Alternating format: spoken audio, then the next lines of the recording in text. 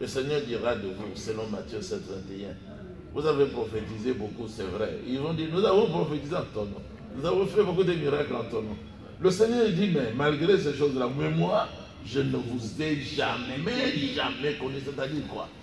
Le Seigneur étant la parole, il n'est jamais entré dans l'esprit de ces gens-là. C'est ça la connaissance. Voilà. C'est comme la connaissance qu'un homme peut expérimenter avec sa femme, elle va concevoir et lui donnera les enfants. Mais quand le Seigneur dira, allez, retirez-vous de moi, je ne vous ai jamais connu, vous, serviteurs du diable. Matthieu 7, 21. Maintenant, allant jusqu'au premier ange, écrit à l'ange de l'église d'Éphèse. Ça, c'est Paul. Paul était le messager. C'est lui qui a écrit la Bible. Alors, la question, c'était... Vous avez terminé? Oui, j'ai terminé. Ok, l'homme dédié. C'est une tranche d'animation polylingue. Il y a des Quinois, il y a aussi des Brazzavilleois qui sont branchés en train de nous suivre. Il faut aussi essayer d'expliquer avec des termes, ou soit encore la langue, qui est plus facile à nos téléspectateurs. L'homme dédié de l'Igni peut te comprendre. Aujourd'hui, nous parlons de l'occultisme. Donc, comme Misala ya Molili Nakati, il y avait l'église Nambiso.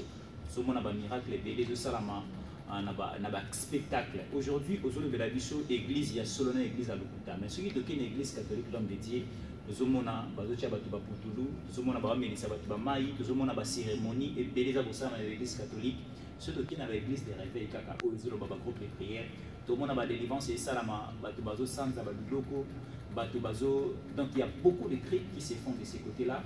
L'homme dédié c'est l'homme. Est-ce que ba miracle faut que la ka accompagner de biloko wana ou soit encore ba miracle pour dans au simple directement la personne qui est d'abord ba pratique wana ya komisa batu mai ezali banganga krist bato wana oza banganga krist makamwana esalamaki te na nzambe en mon nom otanga Marc. Il y a même un prophète dans l'immédiat au moment où ça va tout pétrole. Ah bon? TV bato bakufa te bato baobika bato bazobika parce que là je bananzambe sikoyo ezali kuya. Les temps que vous avez versé, donc il y a un prophète au niveau de l'immédiat, à ministre du pétrole, Batou Bazoubi. Azali faux prophète. One is a pour le bac de beau, mais ça va tout battre. Yokandenga Zolopana, la bonne nouvelle.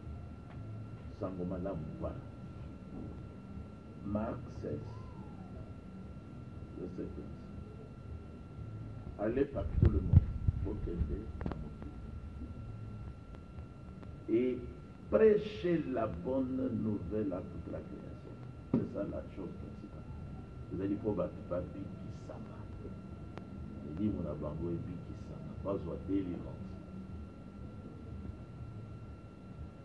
Oyo akondima. Pe akozwa libatisi. Akobiki Sama. Et là, que l'on est intervenu. Bah, pourquoi il y a tout ça et le bamia au nanoté. Mission principale, les alliés à Kotonga, l'église, Kosala, l'école, Kosala politique, Kotambola, Koluka, Nini, vérité des urnes, les alliés à encore, les alliés. Mais celui qui ne croira pas sera condamné. Si. Oh, ya kobo ya kondima, attendez, nazo yawa, bino bozo yo kanga mingi, bozo ndi bati, bozo ya condamné. Voilà, première mission. Voilà. On dit tout ça. Maintenant, voici les miracles qui accompagneront ceux qui auront cru. Il faut que qu'on dise. Voilà le miracle et qu'on accompagne beaucoup de Kayango na Nigeria, beaucoup de na Inde, beaucoup de na cimetière. Ngai basi ba ngai na bato baza na Kinshasa ba prédicateur ya groupe de Balobini.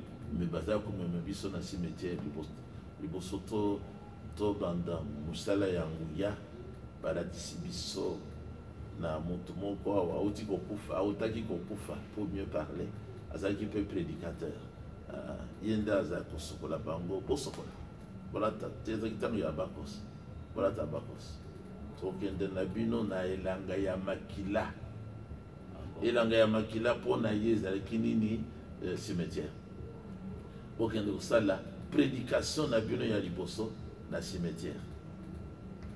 Allez, tango kote kuna na butu okoganye milimo ata mibale ata misato milimo wana ekotuna yo olingi ozwa bato boni na église na yo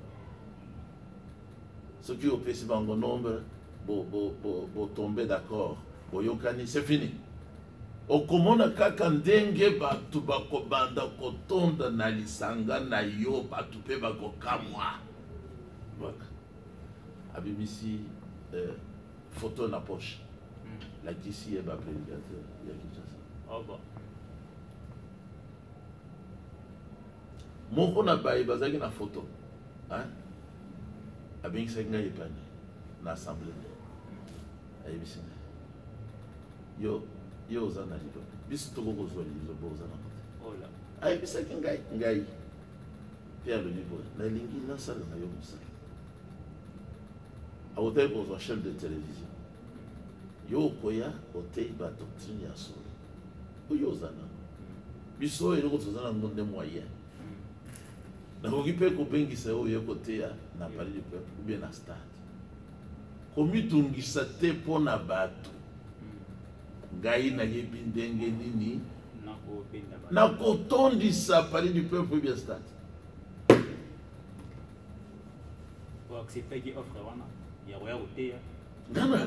nandimaki oui nakoya koteya natevi. C'est que continuellement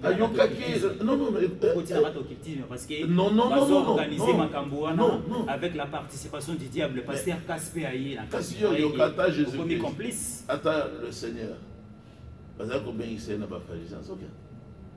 Simon le magicien pardon le pharisien avec Isaki mais abondisaki à le prendre alors ngai nandimaki pona est-ce que on a sali pas non nazote nayebi oyo osalaka te nayebi nkolo télévision makambo asalaka te ndenge nini asali po azwa télévision nayebi te ye aza politicien ngai naza politicien te mais je me sers de son micro asalaka oyo te pardon biso mpe tosalaka oyo te non oyo badioka bateyaka oyo babauti bateyaka yango biso tosalaka omoni koza bato ya confusion mais ngai naza pembeni na bino nazoteya vérité alors botala miracle oyo eko accompagné ba oyo ba kondima en mon nom na kombo na ngai na mai te na poudre te na nini te ils chasseront les démons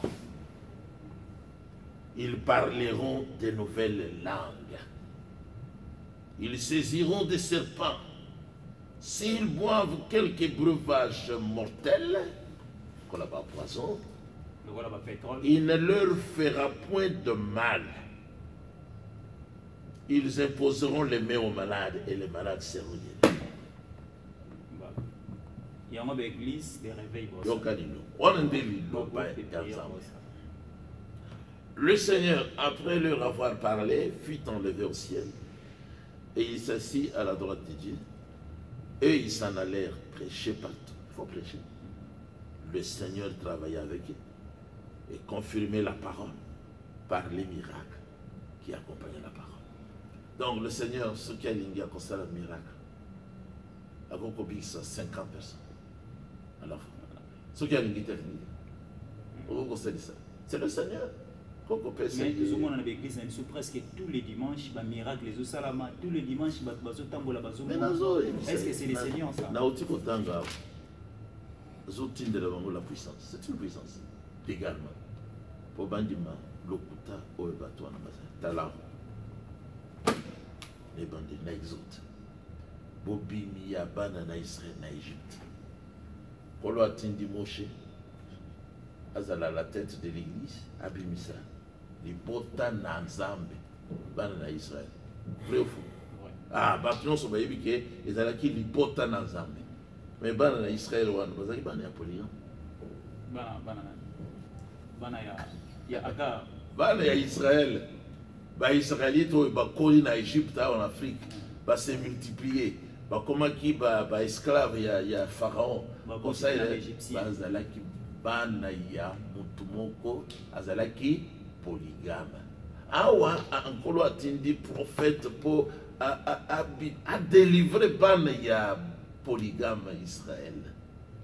Basimine nde babotaki bana wana mukanda oyo ya exode ezali mukanda ya bapoligamie ya biso.